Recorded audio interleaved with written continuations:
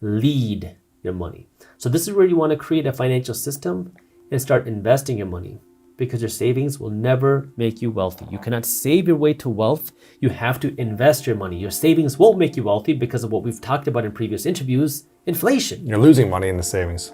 If inflation is higher than the interest rate you're getting at the bank, then your savings are effectively making you poorer each and every day, because now your savings are losing value to inflation. Now, does this mean you should not save any money? No. It means you need to save your money strategically. So you want to save your money for 3 reasons and 3 reasons only. Save your money for an emergency. Save your money for a big purchase. If you want to buy a car, you want to buy a house, you want to buy a nice watch, whatever you want to buy, you need cash in order to do that. And then 3, save your money for an investment. If you're not saving your money for one of these 3 reasons, you're saving your money the wrong way, and it is making you poorer by saving that money. So now we focus on the first aspect of saving your money for an emergency. How much do you save? This is now, again, going to depend on your risk tolerance. You want to save somewhere between 3 to 12 months worth of your expenses. And the amount of money you save is going to depend on where you are in life and how much risk you're willing to take on. If you're like, hey dude, I'm 25 years old, I don't have any financial responsibilities, I don't need that much savings, fine. Save a few months worth of savings and that's it. Invest more aggressively.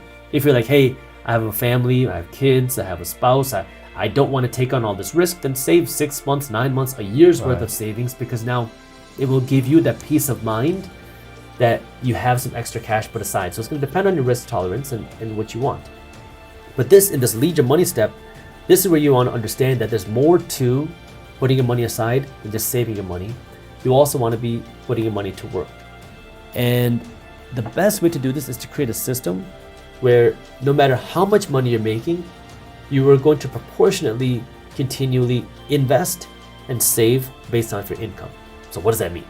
Well, one of the simplest things you can do is follow something like percentage. My 75, 15, 10 plan, which means for every dollar that you earn, 75 cents is the maximum that you can spend, 15 cents is the minimum that you invest, and 10 cents is the minimum that you save.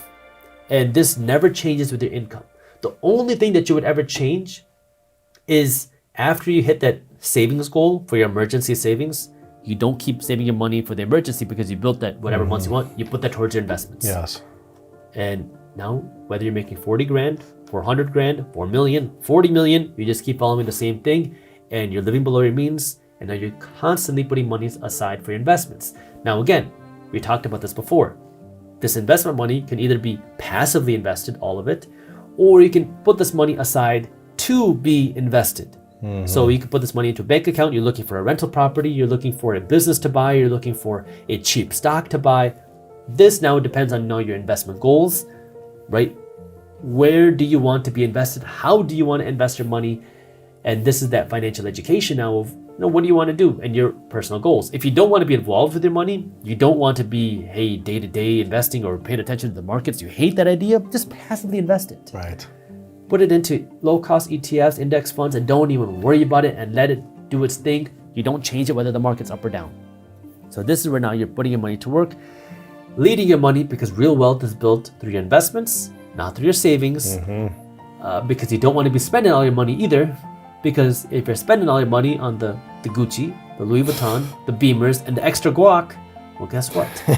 Gucci's making money, Louis Vuitton's making money, Chipotle's making money, BMW's making money, but you're the one that's making all of them rich. And so if you say, I want to become wealthy, but you have no savings, and yet you have all this nice stuff, you look rich, but the stuff that's looking rich is making you broke. Making you broke, yeah. So, you're paying the price to look rich, which there's nothing wrong with that, but you just have to understand what your goals are. If you say, hey, I don't really care about building wealth, I just want to have nice stuff, it's a free country. It's your choice. But if you say, I want to have wealth, you have no investments and you're spending money on all this stuff, this is where you want to rethink what you're doing and understand what it is that you want, and make sure that your actions are aligning with your goals and your lifestyle is aligning with what you want to do. I mean, you can't keep lying to yourself. That's why you should put your money not in buying the bag, but in buying the stock every month. Exactly. Right? Own the company, own the places where you're spending your money. And, again, there's nothing wrong with having nice stuff. Right. What I'm trying to say, just be able to afford it. Yeah. You know what? Don't go on a credit card with it. Yeah. Don't go into a credit card with it. If you You want a nice watch, you want a nice house, you want a nice car? Fine. Just make sure you can afford it first. Right.